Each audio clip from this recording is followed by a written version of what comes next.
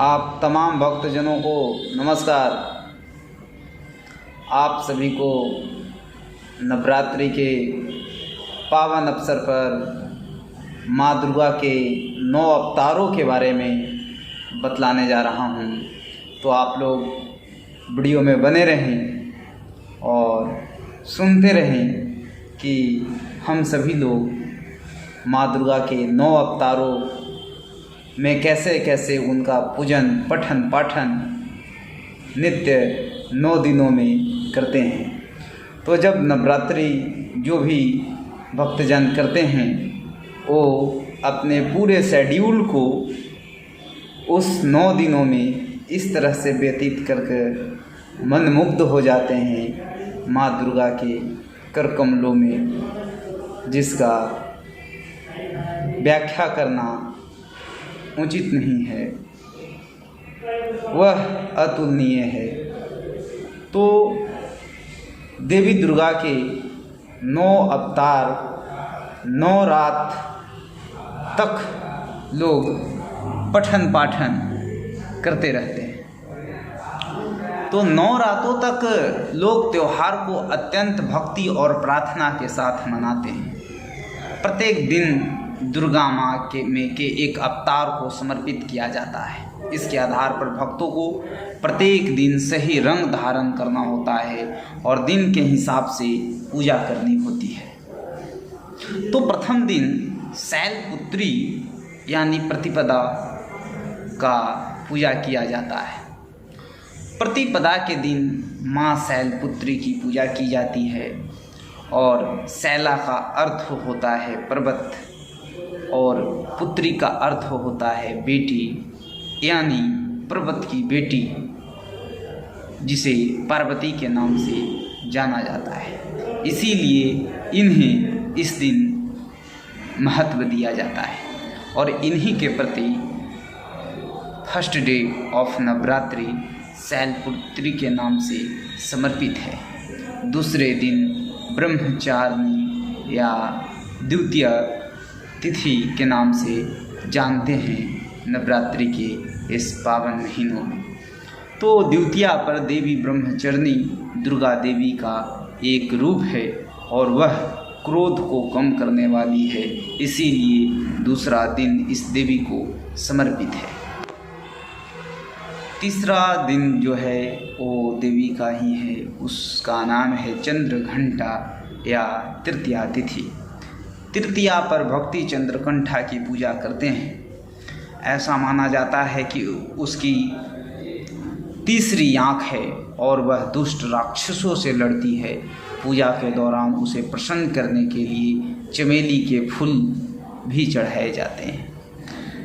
अब जो है आप सभी माताओं के बारे में जान रहे हैं तो इच्छुक होंगे कि चतुर्थ तिथि को कौन सी देवी देवताओं का पूजा किया जाता है।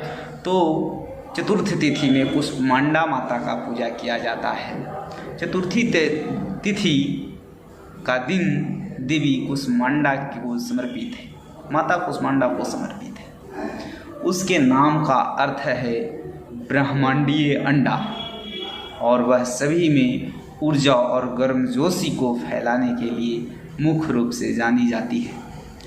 पंचमी तिथि को स्कंद माता का पूजा किया जाता है और उन्हीं को यह तिथि समर्पित है। पंचमी पर देवी स्कंद माता वह है जो बुध ग्रह पर शासन करती है। वह पूजनीय है क्योंकि ऐसा माना जाता है कि वह उग्र और प्रेम करने वाली है। षष्ठी तिथि, जिसे हम कात्यायनी के नाम से जानते हैं और माँ कात्यायनी देवी को यह तिथि समर्पित है। तो कहा जाता है कि षष्ठी के छठे दिन दुर्गा देवी कात्यायनी का रूप धारण किया था ताकि वह राक्षसों के राजा को मार सके। महिलाएं शांतिपूर्ण वैवाहिक और पारिवारिक जीवन पाने के लिए माँ कात्यायनी से प्रार्थना करती है। इसके बाद सप्तमी तिथि है। सप्तमी तिथि को हम तमाम भक्तजन काल रात्रि के नाम से जानते हैं।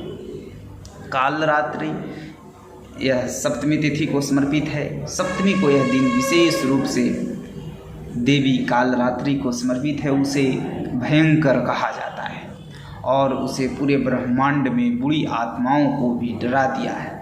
वह काली देवी का सबसे विनाशकारी अवतार है और भगवान शनि पर शासन करती है। शनि को भी जीत जाती है कालरात्रि। तो समझ सकते हैं कि अगर किसी भी व्यक्ति पर शनि सवार होता है तो कितना ज़्यादा वह दुख में रहता है। तमाम प्रकार के विघ्नों का सामना कर कर उसे जीवन व्यापन करना पड़ता है और उसी का शासक है कालरात्रि।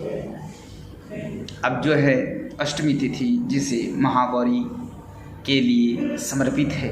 8वें दिन लोग महागौरी का पूजा करते हैं। वह इस खास दिन केवल सफ़ेद कपड़े पहनती है और एक बैलगाड़ी की सवारी करती है। इस दिन कन्या पूजा होती है। यहाँ कुमारी लड़कियों के लिए समर्पित एक विशेष कार्यक्रम होता है। कुमारी कन्याओं का भोजन कराया जाता है, पूजन की जाती है। इस दिन को महाअष्टमी या महादुर्गा अष्टमी के रूप में भी जाना जाता है। इस दिन को नृत्य, मस्ती और प्रार्थना के साथ मनाया जाता है। नवमी तिथि, जिसे हम सिद्धिदात्री के नाम से जाना जाता है और माता सिद्धिदात्री के लिए यह तिथि समर्पित है। नवमी के दिन देवी सिद्धिदात्री को महत्व दिया जाता है और सभी इच्छाओं को पूर्ण करने के लिए शक्तिशाली है और इसीलिए 9वां दिन उन्हें समर्पित है। आप जानते होंगे कि महाराष्ट्र में मुंबई शहर है। वो मुंबई शहर में देवी सिद्धिदात्री का